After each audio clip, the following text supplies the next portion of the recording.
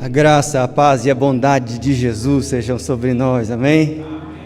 Louvado seja Deus, o nosso Senhor. Abra comigo a sua Bíblia em Salmos, o capítulo 106.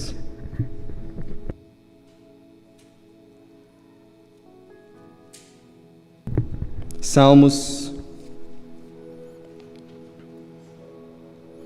o capítulo 106. Os versículos 1 a 5 dizem o seguinte: Aleluia!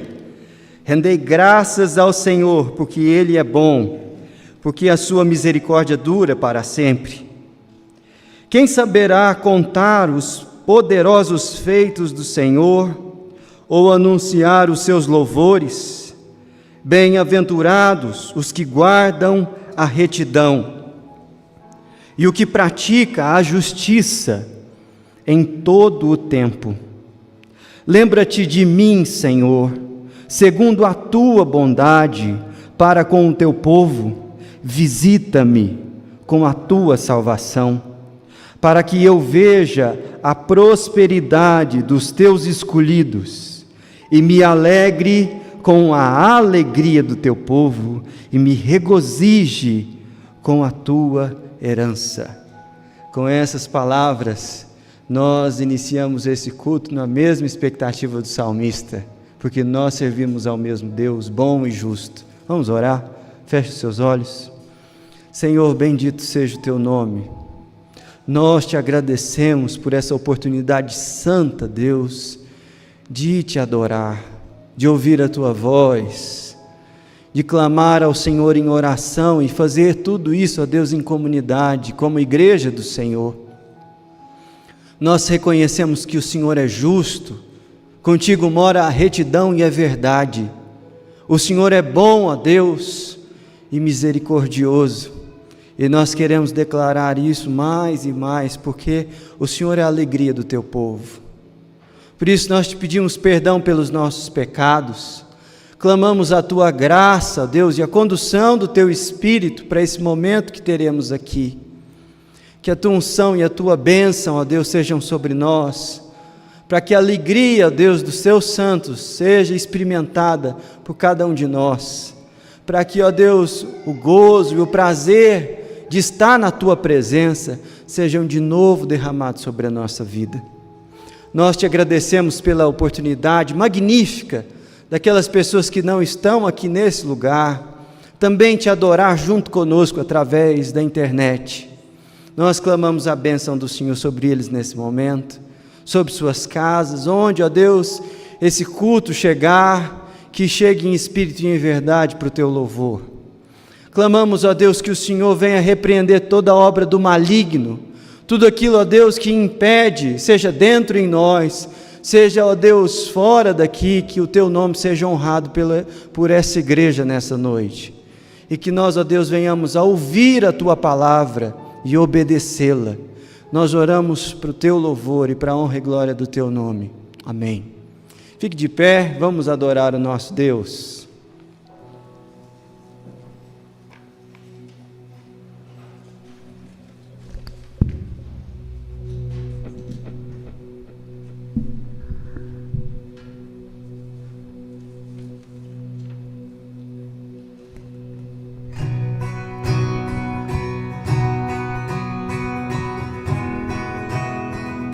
Vamos com as palmas.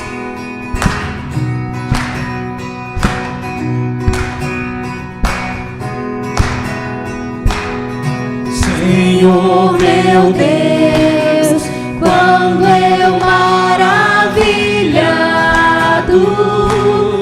os grandes feitos vejo da tua mão, estrelas, mundos e trovões rolando a proclamar teu nome na amplidão. Cante bem forte. Canta minha alma então a ti, Senhor. Grandioso és tu, grandioso és tu. Canta minha alma. Canta minha alma então a ti, Senhor. Grandioso és tu, grandioso és tu.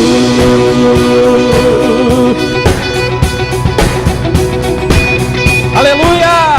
Quando atravesso bosques e florestas, ouvindo a brisa, pássaros cantar, ou vejo além montanhas altaneiras, o teu poder agora proclamar. Canta minha alma. Canta minha alma então a ti, Senhor. Grandioso és tu, grandioso és tu. Canta minha alma então a ti, Senhor. Grandioso és tu, grandioso és tu. Quando percebo que na cruz maldita, por teu amor, Jesus morreu por mim e me livrou do jugo do pecado, ali vertendo sangue carmesim. Canta minha alma. Canta minha alma então a ti, Senhor. Grandioso és tu, grandioso és tu. Canta minha alma então a ti, Senhor. Grandioso és tu, grandioso és tu. Quando afinal em esplendor e glória, Aleluia. Jesus abrir as portas da mansão, Eu hei de estar. eu hei de estar Aleluia. de joelhos entre os santos, na mais humilde vera adoração. E então cantar. E então cantar eternamente a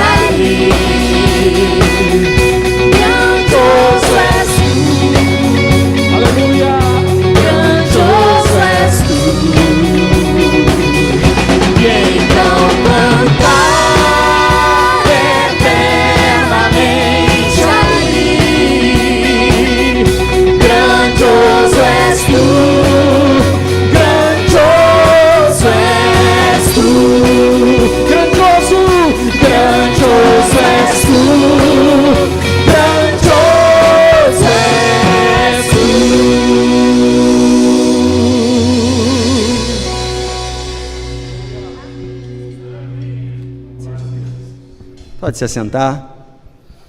Que bênção, né, meus irmãos, poder adorar a Deus por suas promessas, por quem Ele é. E nós temos muitos motivos para dar graças. Ontem nós tivemos um tempo muito especial com aqueles irmãos que não podem estar presencialmente nos nossos cultos. Foi a programação Eucaristia, lá no estacionamento da União Evangélica. Nós tivemos um culto lá e foi uma bênção. Mais uma vez nós queremos agradecer a todas aquelas pessoas que se envolveram na organização desse culto, especialmente a Junta Diaconal. E eu quero fazer um apelo a você que pode estar presente aqui nos nossos cultos, porque não tem mais de 60 anos, nenhuma comorbidade, que você venha. Nós temos muitos lugares disponíveis ainda, pelo menos o dobro de lugares, para que você seja recebido aqui e a sua vida seja ministrada, seja abençoada, nesse tempo que nós estamos precisando tanto da bênção de Deus. Próximo dia 15 de setembro, será uma terça-feira, nós teremos uma reunião especial do conselho da nossa igreja, para um bate-papo com aquelas pessoas que querem se tornar membros da igreja. Nós vamos receber por batismo, profissão de fé e transferência de outras igrejas, todas aquelas pessoas que têm convicção de que Deus tem chamado você para ser membro da nossa comunidade. Então já fica aí o aviso, essa reunião vai ser no dia 15 de setembro, às 18h30, no nosso prédio de educação cristã. O último aviso que eu gostaria de comunicar hoje aqui é justamente sobre o andamento das obras da Mosaico. Nós temos, pela glória e graça de Deus, conseguido conduzir a construção do Templo da Mosaico num ritmo mais rápido, inclusive, do que estava previsto no projeto. Mas nós precisamos da sua contribuição financeira para que a obra não pare, pelo menos no primeiro arranque que nós queríamos dar com ela, né? Nós temos a meta de levantar as paredes, fazer a estrutura, cobrir e levantar as paredes nessa primeira arrancada, e nós precisamos dos recursos.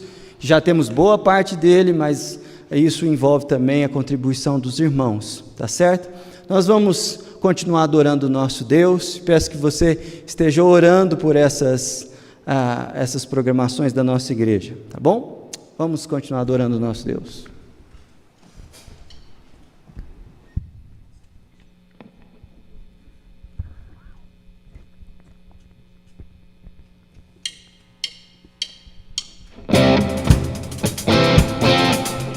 Vamos adorar a Deus em pé?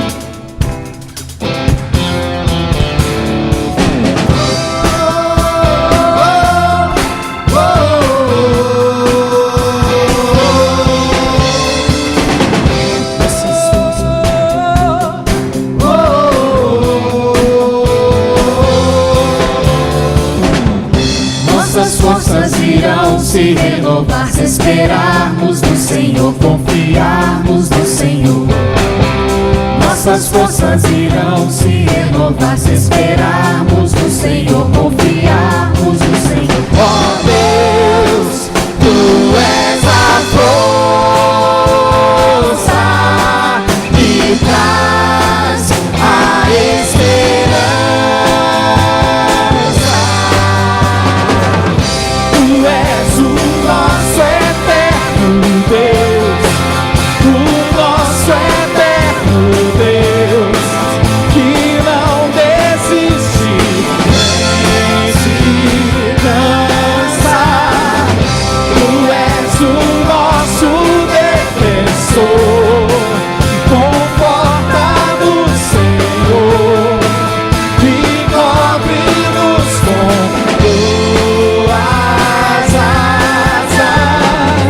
Nossas forças irão se renovar se esperarmos no Senhor, confiarmos no Senhor.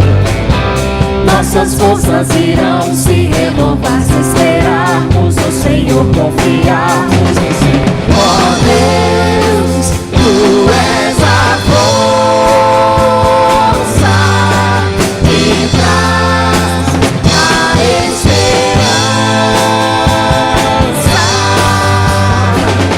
Tu és o nosso eterno Deus, o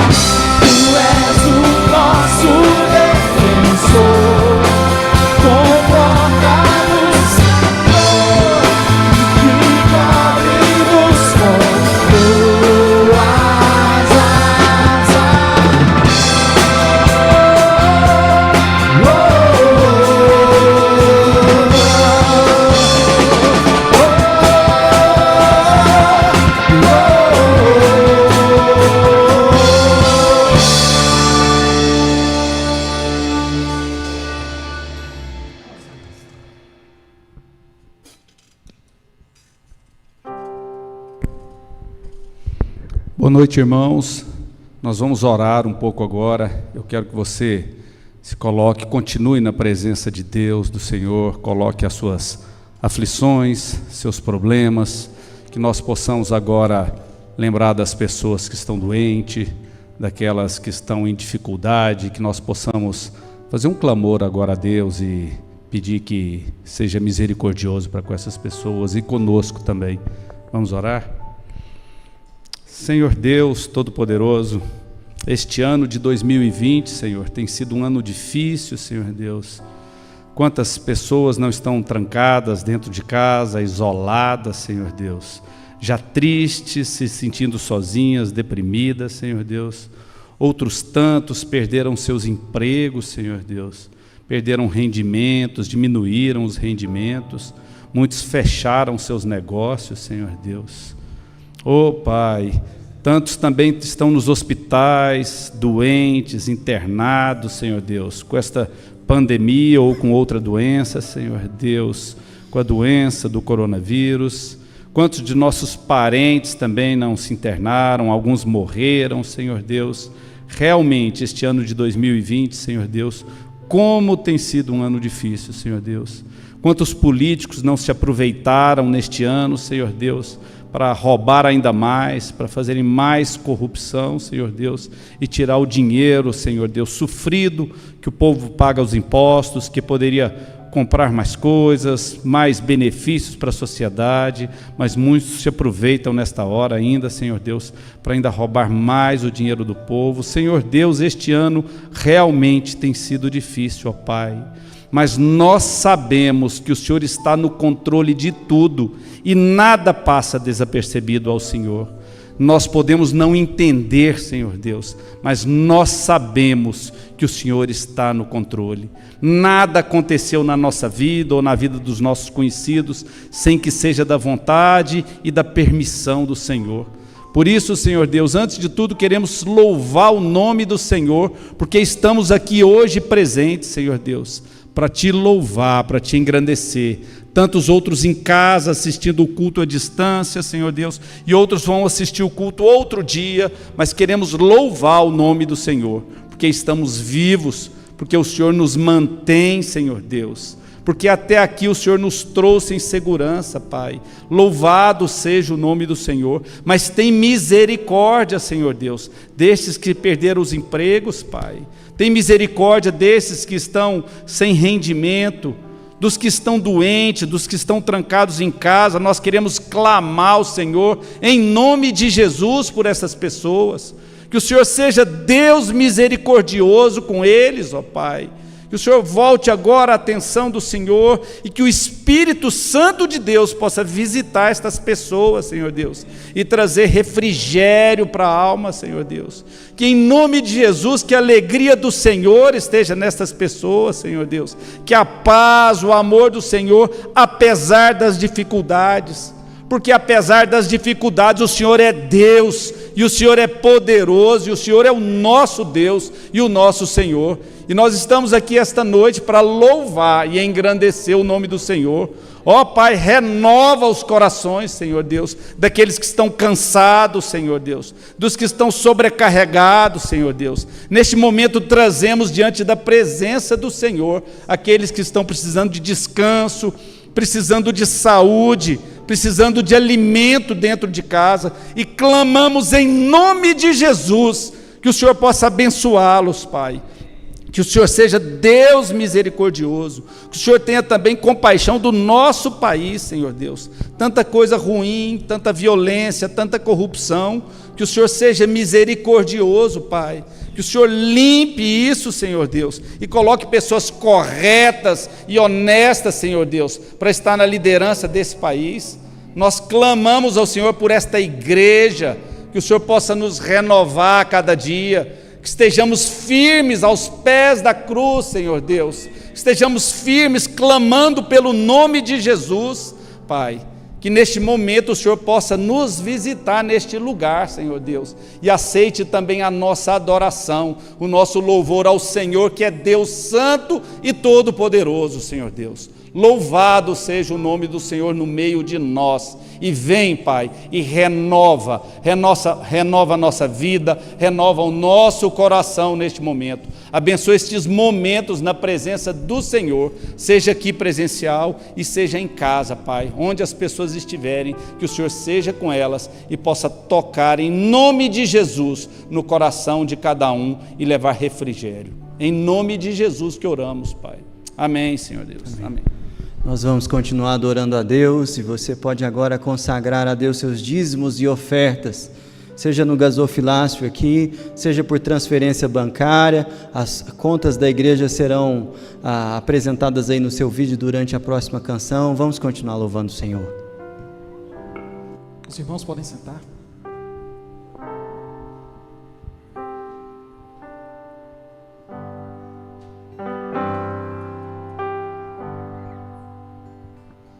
Rei dos reis, consagrado. Vamos cantar? Tudo que sou, de gratos louvores transborda o meu coração. A minha vida, A minha vida eu entrego nas tuas mãos, meu Senhor, pra te exaltar com todo o meu amor. Eu te louvarei conforme a tua justiça e cantarei louvores, pois tu és altíssimo. Celebrarei a ti, ó Deus, com meu viver. Cantarei, contarei as tuas obras, pois por tuas mãos foram criados terra, céu e mar e todo ser.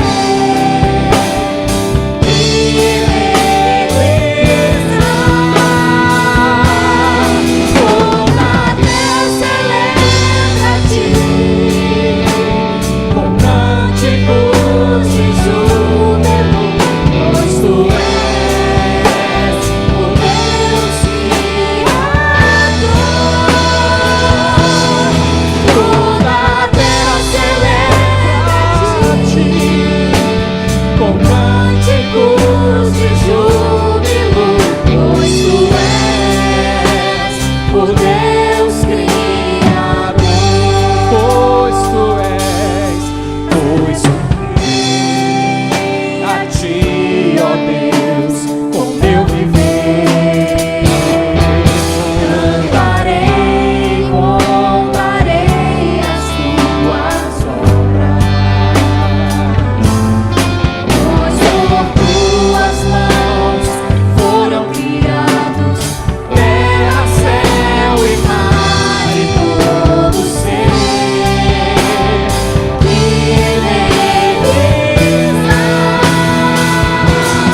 toda a terra celebra a ti, Com cânticos de júbilo, pois tu és o Deus Criador. Toda a terra celebra a ti, com cânticos de júbilo, pois tu és o Deus Criador. pois tu és o Deus Criador. pois tu és O Deus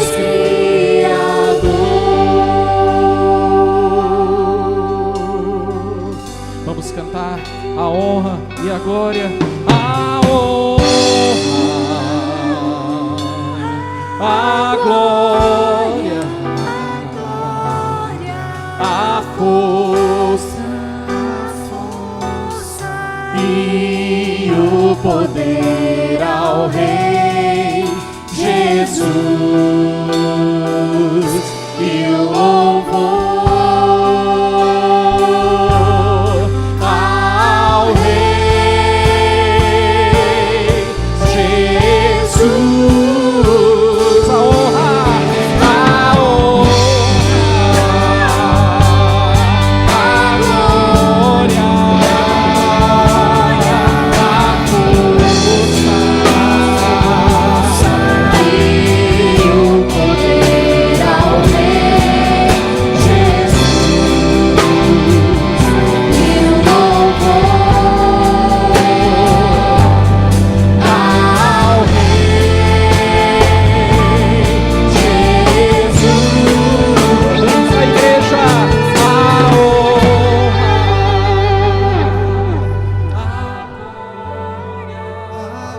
Você que está em casa, louve ao Senhor, Ele é digno.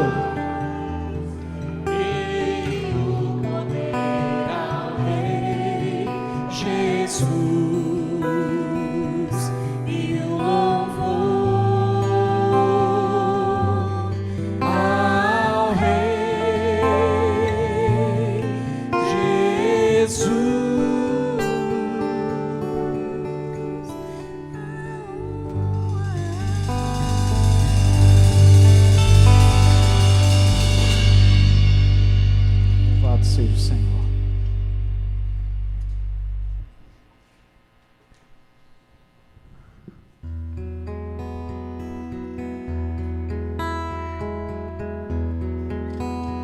Louvemos ao Senhor com nosso coração. Ele quer ouvir a canção que sai do nosso coração.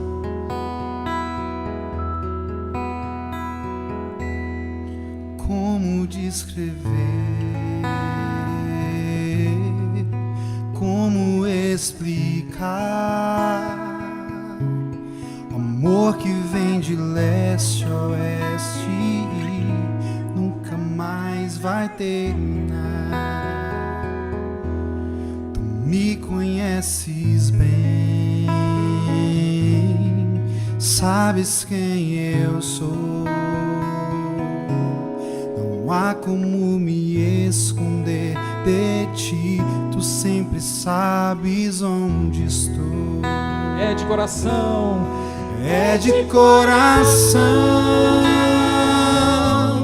Tudo que eu disser, um hino de louvor a Jesus de Nazaré. Se as palavras não mostrarem como é grande a minha gratidão, mesmo assim, Senhor, recebe o meu louvor, é de coração. não vou esquecer, não vou desprezar o amor que tu me revelaste pra me resgatar. Tu me conheces bem, sabes quem eu sou, não há como me esconder de ti, tu sempre sabes onde estou. Vamos cantar, é de coração, é de coração. Tudo que eu disser, um hino de louvor a Jesus de Nazaré.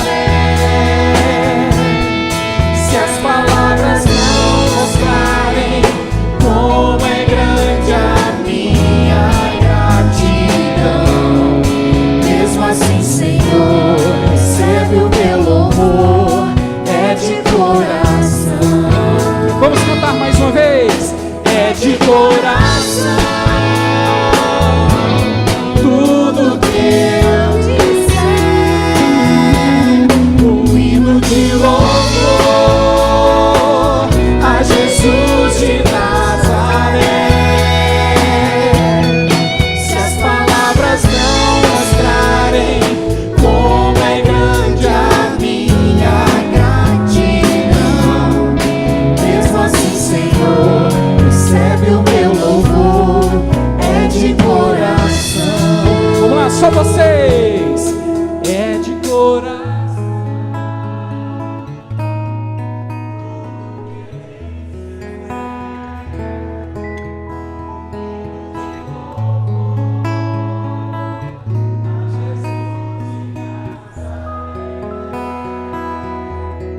Se as palavras não mostrarem como é grande a minha gratidão, mesmo assim recebe, Senhor, Recebe o meu louvor, é de coração.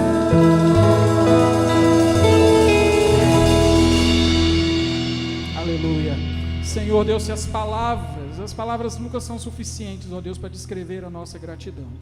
Mas ouça a gratidão que brota do nosso coração hoje. Em nome de Jesus. Amém.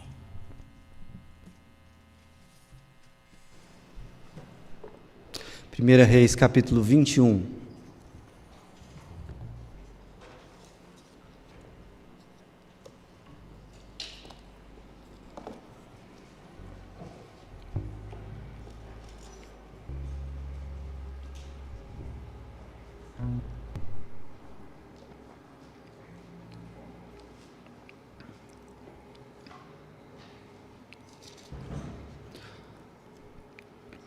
Nós vamos meditar na primeira metade do capítulo, mas inicialmente eu vou ler só até o versículo de número 7.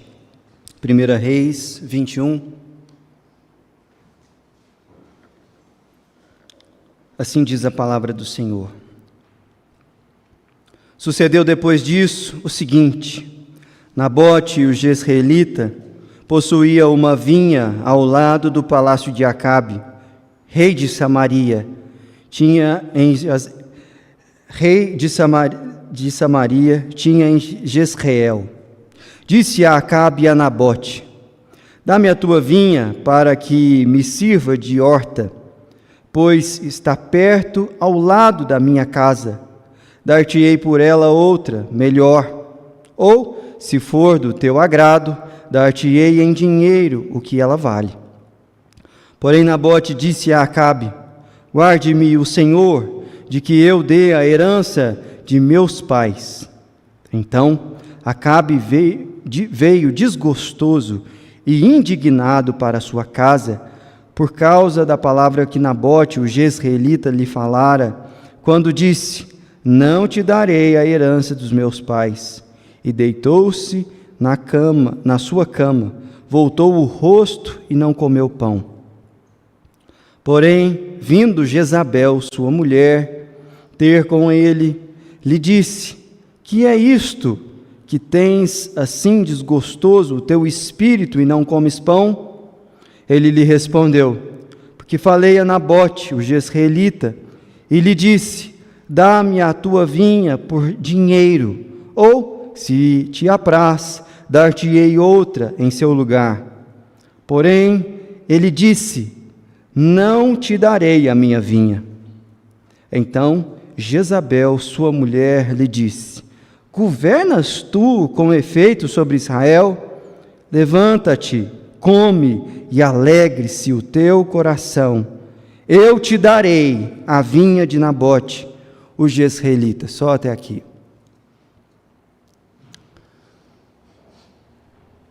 Senhor, tem misericórdia do nosso país. Tem misericórdia da tua igreja e endireita os nossos caminhos. Em nome de Jesus. Amém. Corrupção. Corrupção. Se você for procurar por notícias sobre corrupção, você não precisa ir muito longe. As dessa semana mesmo não cabem no tamanho do sermão que eu tenho tempo aqui para falar.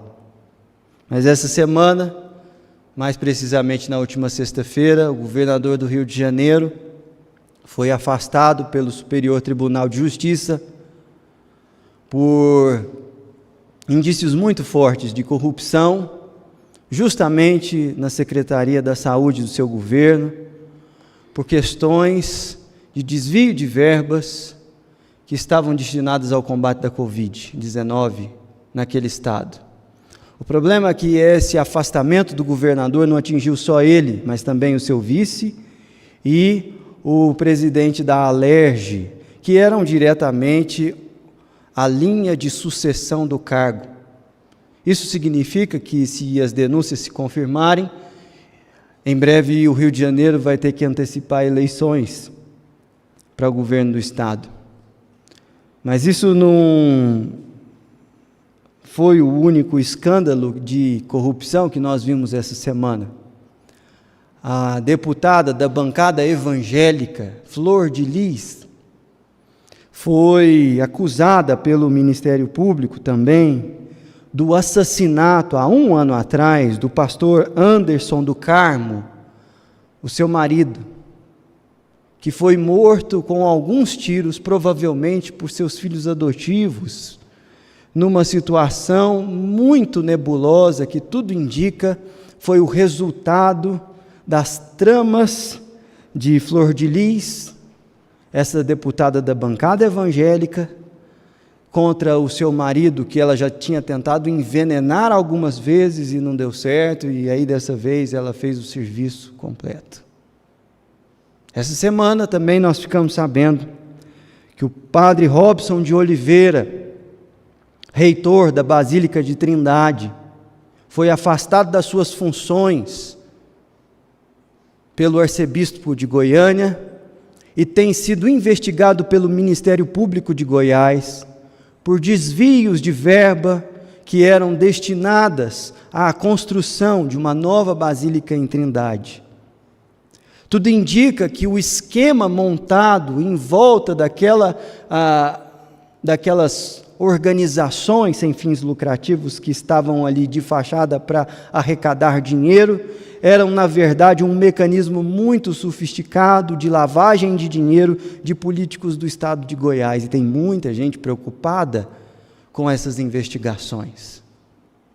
E a gente podia ficar aqui falando sobre casos de corrupção que tomam a maior parte dos noticiários do nosso país. Isso não é de agora. Em todos os períodos da nossa república, e até mesmo na época do Império, o Brasil é conhecido como um país corrupto, não só pelos políticos, mas uma corrupção que transborda para o ambiente religioso, para o ambiente de negócios.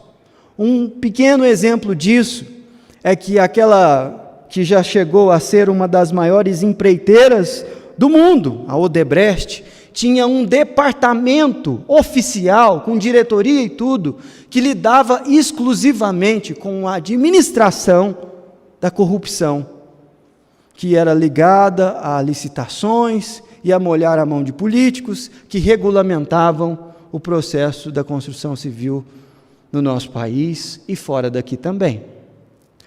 Corrupção é uma coisa que marca a história e a cultura do Brasil. E se Deus avivar a obra na igreja e no nosso país, é contra isso e contra muitas outras coisas que a igreja deve se levantar.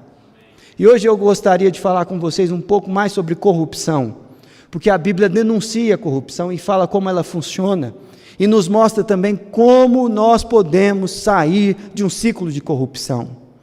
É disso que eu quero tratar com vocês hoje. O que é corrupção? Como ela funciona? Como se ver livre dela? E nós vamos usar o caso de Acabe aqui como exemplo, o texto que nós acabamos de ler. Acabe foi o pior rei que Israel teve. Isso não sou eu que estou falando, é o texto bíblico que diz. Se não, veja você no capítulo que nós lemos mesmo, mas no verso 25, um verso que nós não lemos ainda, que diz o seguinte: ninguém houve, pois, como Acabe, que se vendeu para fazer o que era mal perante o Senhor, porque Jezabel, a sua mulher, o instigava.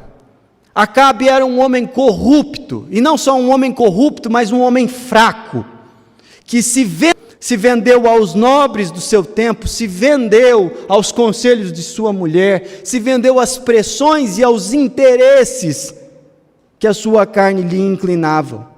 E Acabe era um rei mau, com uma esposa ardilosa. O cenário não pode ser pior.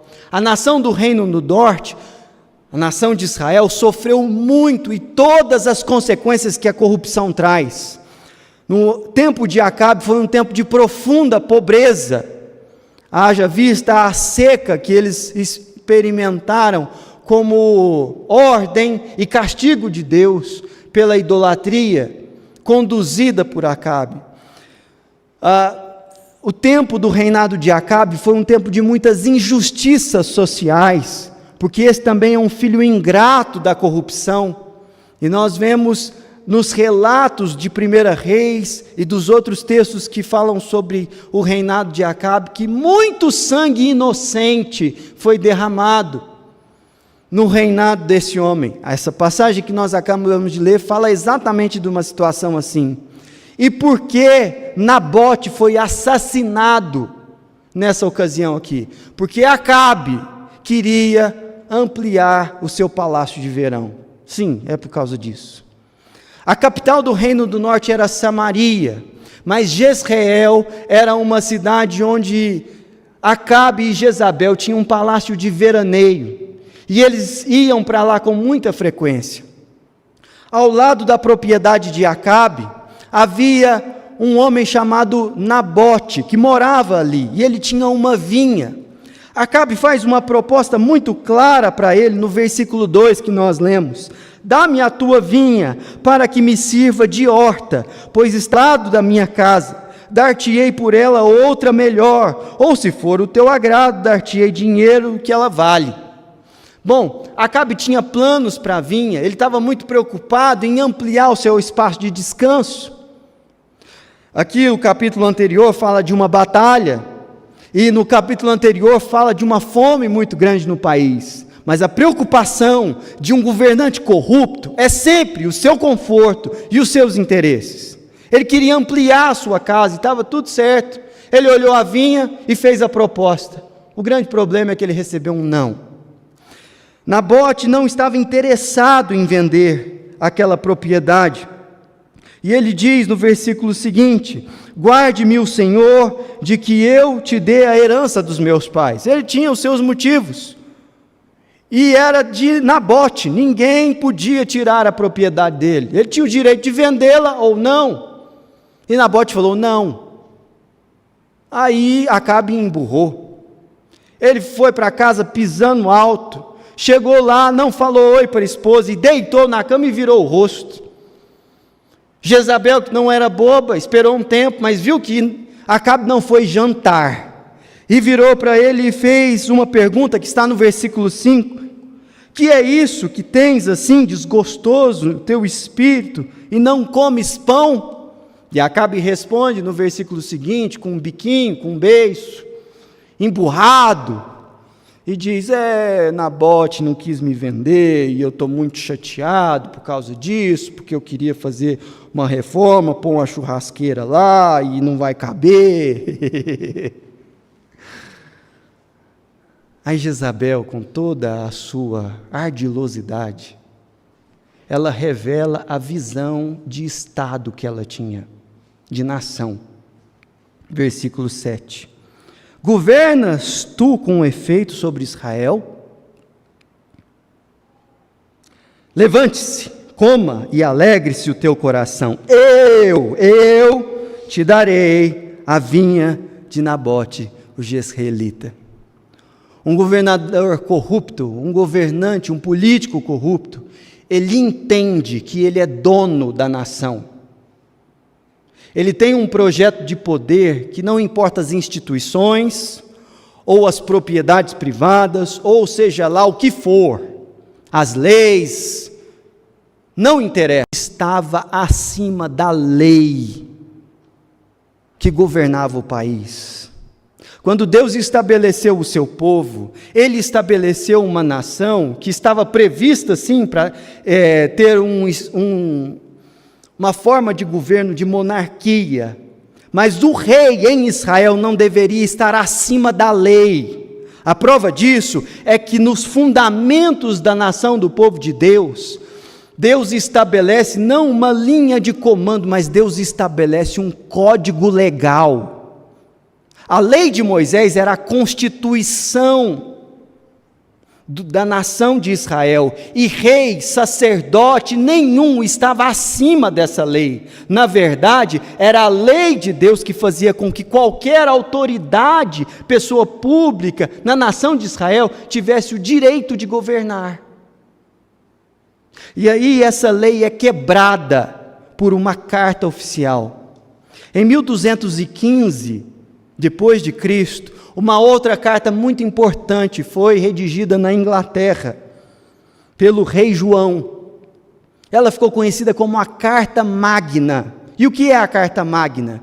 É justamente um documento assinado pelo rei, pelos bispos, dizendo que o poder do rei da Inglaterra tinha limites. Ele era o soberano, mas ele não podia passar em cima das leis que regiam aquela nação. Esse era um resultado claro de que as autoridades deveriam seguir as leis do país. Mas governantes corruptos não gostam disso, mas usam a lei para fazer suas corrupções. A carta chega lá com as seguintes orientações. Veja o versículo de número 9. Escreveu nas cartas dizendo: apregoai um jejum e trazei Nabote para a frente do povo. Era uma ordem clara. Só o rei em Israel tinha autoridade para apregoar um jejum, que não era qualquer jejum, era uma cerimônia solene, em que o governante pedia discernimento para Deus, para julgar uma causa que estava obscura. Por exemplo, quando Josué estava na liderança do povo de Israel e eles sofreram aquela derrota em Ai, ele convocou um jejum para saber o que estava acontecendo. E aí ele descobriu que havia alguém roubando os tesouros de Jericó, da batalha anterior. Aqui o mesmo cenário acontece. Há uma capa de piedade. O governante está falando assim: olha, coisas ruins estão acontecendo em Jezreel. E aí a carta não tem só a mesma convocação, mas versículo 10: fazei sentar de fronte dele, de Nabote, 2 homens malignos, que testemunhem contra ele, dizendo: blasfemaste contra Deus e contra o rei. Meios oficiais, uma cara de lisura, de piedade, e testemunhas falsas, homens que a gente consegue comprar com dinheiro, e eles foram colocados de frente de Nabote com a seguinte acusação: blasfêmia. Esse homem blasfemou o nome de Deus, e esse crime, esse pecado era punido com pena de morte em Israel. E Jezabel sabia muito bem que um único homem não podia testemunhar contra outra pessoa. É por isso que o versículo 10 diz o seguinte: fazei sentar de frente dele 2 homens, porque o processo, o rito jurídico tem que ser impecável. A forma do processo não pode ter problema, porque senão vão questionar. Esses 2 homens dão um testemunho e depois levam para fora da cidade a Nabote e apedrejam aquele homem. O desfecho da história está no versículo 14. Então mandaram dizer a Jezabel: Nabote foi apedrejado e morreu. Está vendo a mecânica da corrupção? Na frente, Jezabel vai dar a notícia de que aquilo que ela intentava fazer foi concluído, e que a promessa que ela fez foi cumprida. Virou para o seu marido e disse: levante-te e toma posse da vinha, que Nabote, o jezreelita, recusou dar-te por dinheiro, pois Nabote já não vive, mas é morto. Em outras palavras, você estava disposto a comprar, eu economizei o seu dinheiro, então a gente pode gastar isso com outra coisa. Quero uma viagem, quero uma recompensa por isso, talvez uma bolsa nova. Pode ir lá, porque ele já morreu, toma posse da vinha, pode tomar posse, esse é o meu presente para você, querido.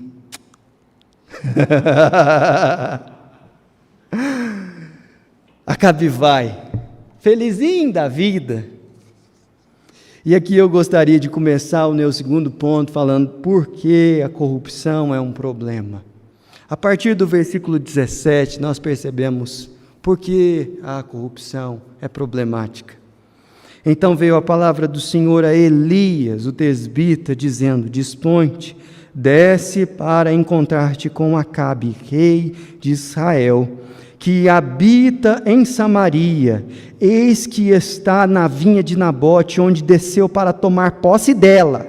Falar-lhe-ás dizendo: assim diz o Senhor, mataste, e ainda por cima tomaste a herança.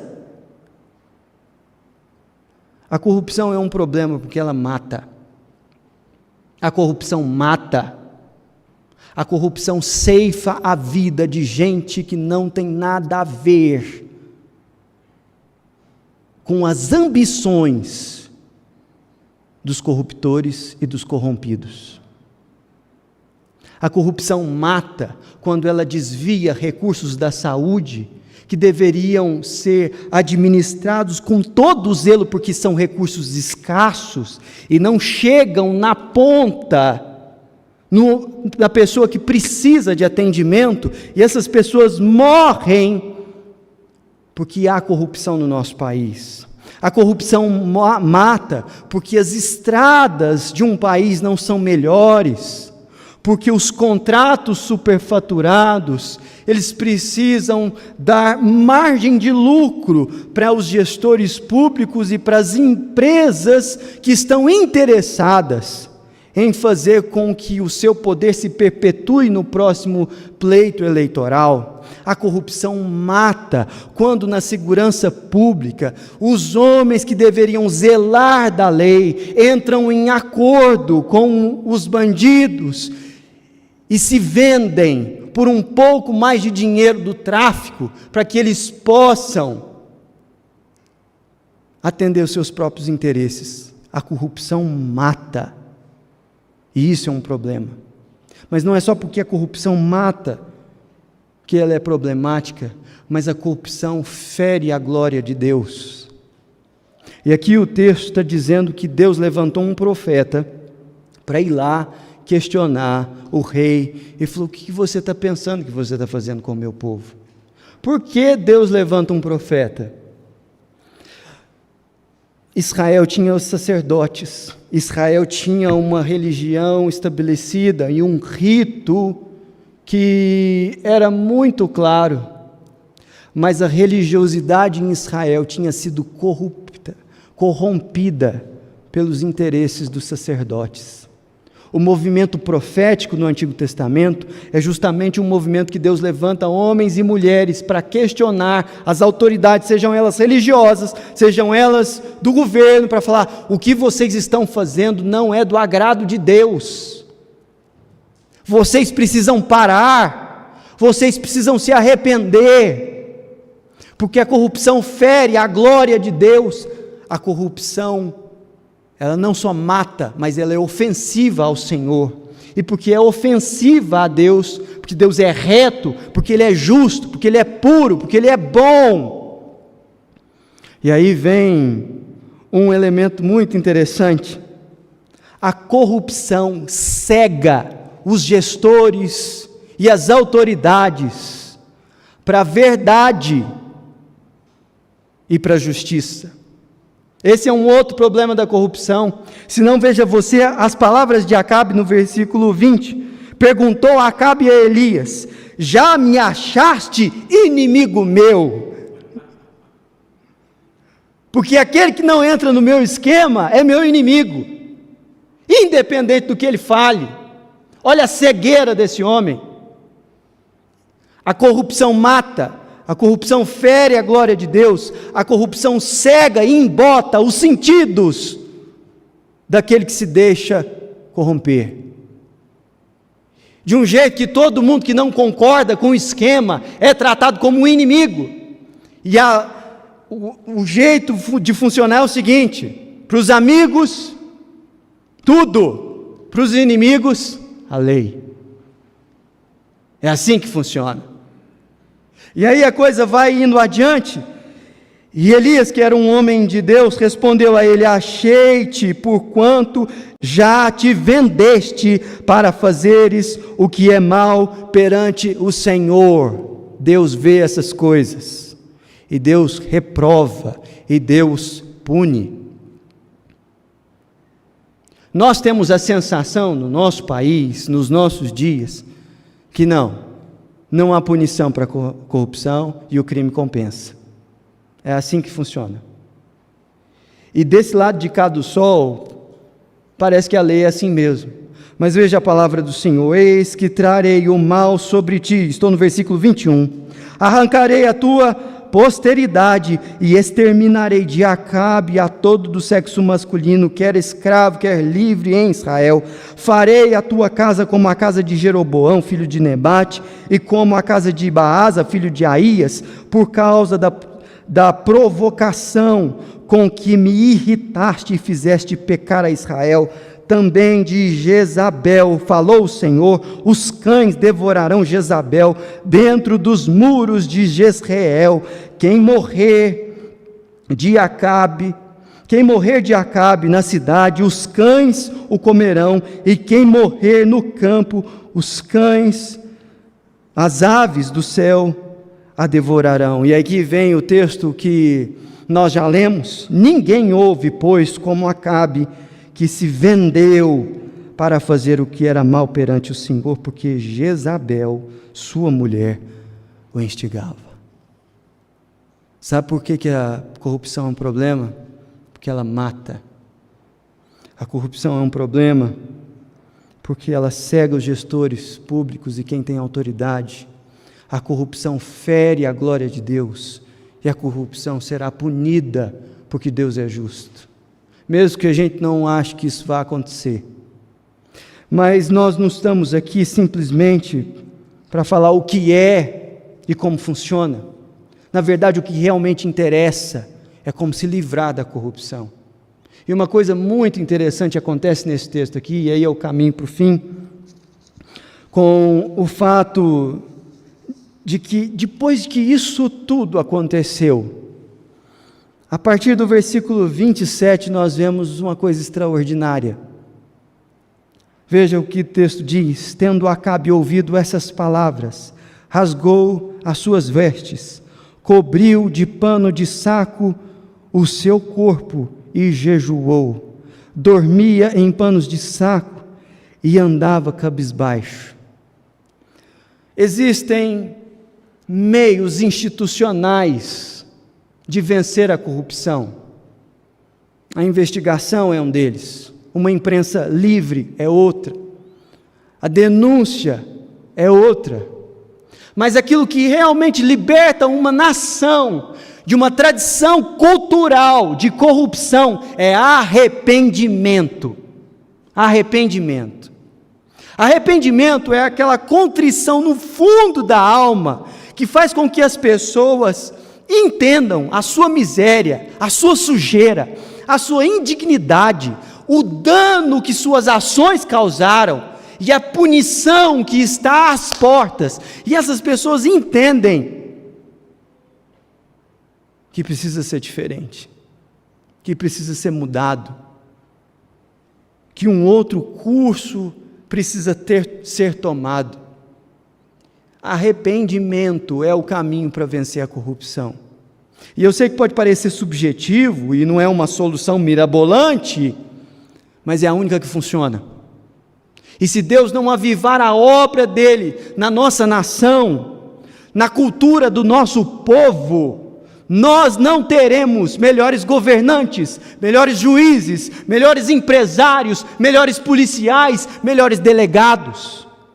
Porque todas essas autoridades são um retrato da nossa cultura e de quem o nosso povo é. Eles são um de nós. Nós somos corruptos. E a palavra corrupção na Bíblia é a mesma palavra usada muitas vezes para pecado. Nós estamos corrompidos, e o pecado é sério, porque o pecado mata, o salário do pecado é a morte. O pecado é um problema porque ele fere a glória de Deus. O pecado é um problema porque ele nos cega para a maldade que ele nos faz, e faz com que a gente encare os homens e a palavra de Deus como nossa inimiga. O pecado, é um problema, porque ele precisa ser punido. Mas a mensagem do Evangelho é que nós estamos diante de um Deus justo, reto, mas muito misericordioso. Veja as palavras do versículo 28. Então veio a palavra do Senhor a Elias, o tesbita, o mesmo profeta que foi usado para o confronto. Recebe a seguinte palavra, versículo 29. Não viste que Acabe se humilha perante mim? Portanto, visto que se humilha perante mim, não trarei este mal nos seus dias, mas nos dias do seu filho o trarei sobre a sua casa. Olha que coisa impressionante. Acabe foi o pior rei que Israel teve, e mesmo assim ele foi alvo da graça e da misericórdia de Deus. Mas Deus não compactuou com os erros de Acabe. O sangue de Nabote ainda clamava contra Acabe, e por isso Deus não suspendeu totalmente a sua maldição. Mas nós vivemos não no período da antiga aliança, mas da nova aliança, estabelecida por Jesus Cristo. E aqui, as punições sobre o filho de Acabe ainda permaneceram. Mas nós sabemos que nós servimos a um Deus que resolveu desviar toda a sua ira para o seu próprio filho. Não é o filho de Acabe que leva os nossos pecados, nem ninguém, mas é o justo e bom Filho de Deus, Jesus Cristo. Ele é quem levou sobre si as nossas transgressões. Essa é a mensagem do Evangelho. E Jesus Cristo, ele esteve diante de um tribunal corrupto também, que de maneira oficial o acusou de blasfemar contra Deus. E esse tribunal levou Jesus Cristo a morrer fora da cidade, não apedrejado, mas de um jeito muito mais cruel, pregado no madeiro. Mas isso aconteceu para satisfazer a glória de Deus e a justiça que deveria ser feita por conta da nossa corrupção. A mensagem do Evangelho é uma mensagem que, ao mesmo tempo que denuncia o pecado, fala que Deus é tão justo quanto amoroso, tão reto como bom, e que Ele desvia toda a sua ira para Jesus Cristo, para que aqueles que se arrependem do seu pecado tenham sua alma e seu corpo justificados da condenação que eles merecem, mas que Jesus Cristo levou sobre si. Nós estamos diante de um Deus misericordiosamente justo, e a nossa nação fere o coração de Deus. A igreja muitas vezes envergonha o seu Senhor, mas louvado seja Deus, porque Ele é bom e justo e misericordioso. Eu quero encerrar esse momento de reflexão, aplicando essa palavra a diferentes públicos da nossa igreja e das pessoas que estão nos ouvindo. Primeiro eu queria falar com os adolescentes. Vocês nunca escapam, né? Toda vez, de vez em quando eu dou uma palavra para vocês, mas é o seguinte, eu queria falar com cada adolescente, jovem, estudante, membro dessa igreja. Preste bastante atenção. Quando você burla um exame, quando você coloca o seu nome num trabalho, quando você passa cola, quando você adultera alguma assinatura de uma comunicação, você está se corrompendo, tanto quanto Acabe. É que Acabe tinha mais poder e autoridade do que você, mas a natureza da ação é a mesma. Por isso,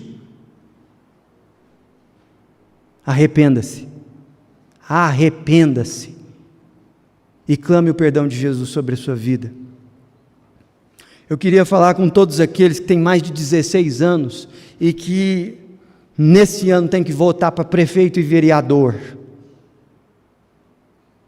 Acabe era do povo de Deus e foi um péssimo líder. Não é suficiente que um candidato seja cristão. Não é suficiente que ele seja protestante. Se ele tiver uma foto aqui dentro, mostrando aqui à frente da igreja, falando, ei, que igreja maravilhosa, não é suficiente.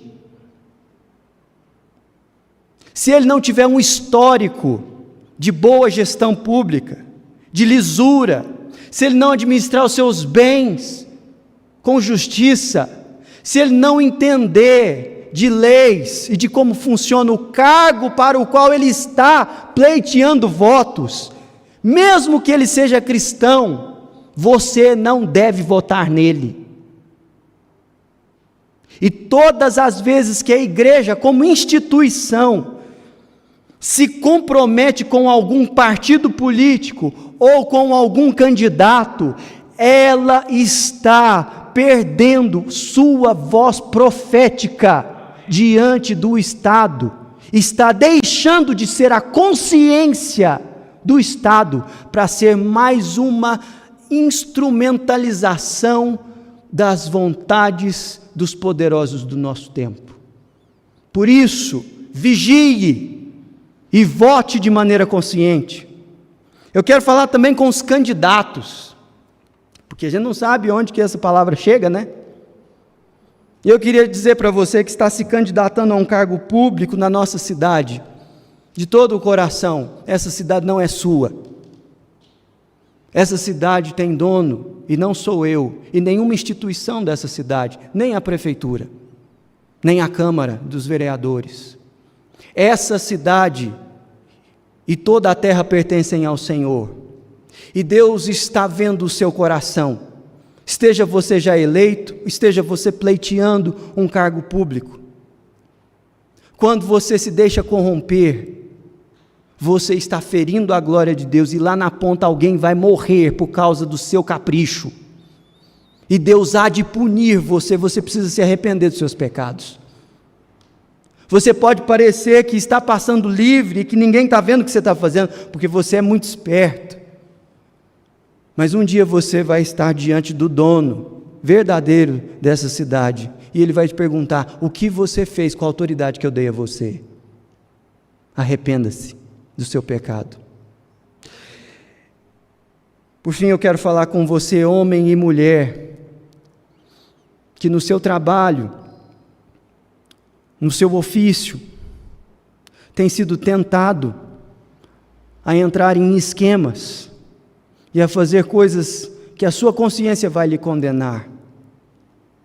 Um dos elementos essenciais para que um ambiente de corrupção se instale são homens e mulheres fracos que se dobram a propostas inadequadas.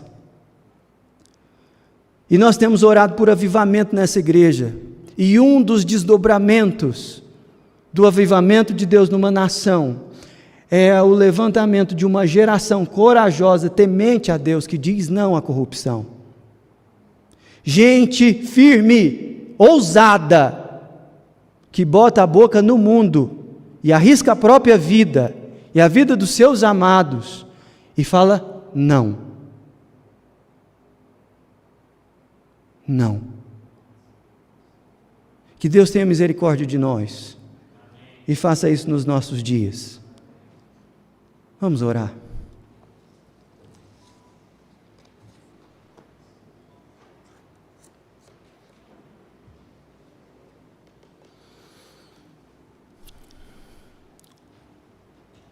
Senhor, Tu és o soberano sobre a terra, sobre os céus. E nós declaramos que Tu és o Senhor absoluto, que tudo que existe, que acontece, o Senhor sabe muito bem. Nada passa despercebido aos Teus olhos. O Senhor é bom, justo, verdadeiro. E a Tua misericórdia e o Teu amor nos constrangem. E Deus, nós sabemos que a nossa nação Te entristece, que a igreja cristã no Brasil Te entristece, que os líderes do Teu povo muitas vezes se vendem pelos seus próprios caprichos mas no nome de Jesus nós te pedimos perdão. Tem misericórdia do Brasil, Pai. Tem misericórdia do estado de Goiás. Tem misericórdia de Anápolis. Aviva a obra da igreja do Senhor, ó Deus, para que aqueles que se chamam pelo seu nome se levantem pela justiça nesse país. Deus, que tristeza ver geração após geração o Brasil viver as mesmas coisas. Até quando, Senhor? Até quando nós vamos clamar e essa desgraça vai se perpetuar? Oh Deus, quebranta o coração da nossa nação e a começar da igreja, Pai, faz-nos vencer a corrupção. Traz um quebrantamento genuíno sobre o povo do Senhor e uma consciência de que toda a terra é sua e que o Senhor se importa conosco e que o teu amor tão grande nos eleva à tua presença, embora nós sejamos pecadores. Tu és tremendo, Senhor, tu és tremendo. Louvado seja o teu santo nome. Coloque-se de pé, vamos adorar a Deus.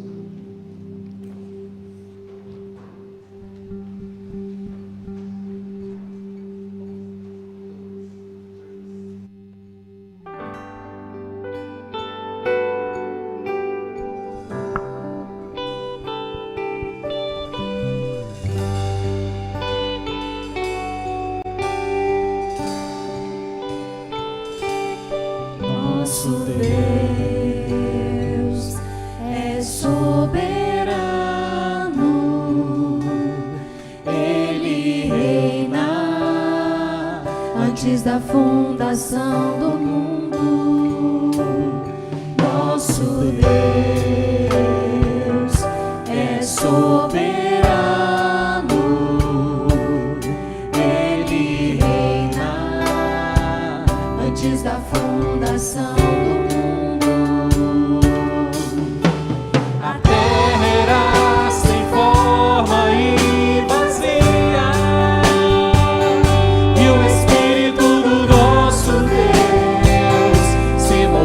Sobre a face das águas, foi Ele quem criou os céus, fez separação das águas da terra seca. Foi Ele quem criou os luminares e criou a natureza.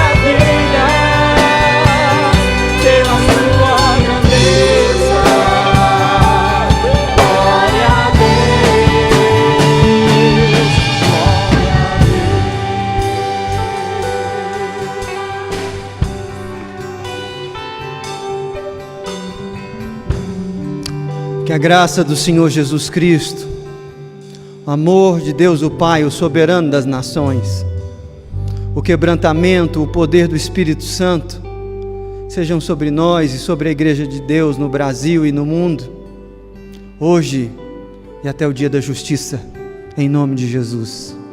Amém. Aleluia. Nós estamos encerrando o culto e a transmissão e desejamos você que está nos acompanhando pela internet uma abençoada semana em nome de Jesus. Deus te abençoe.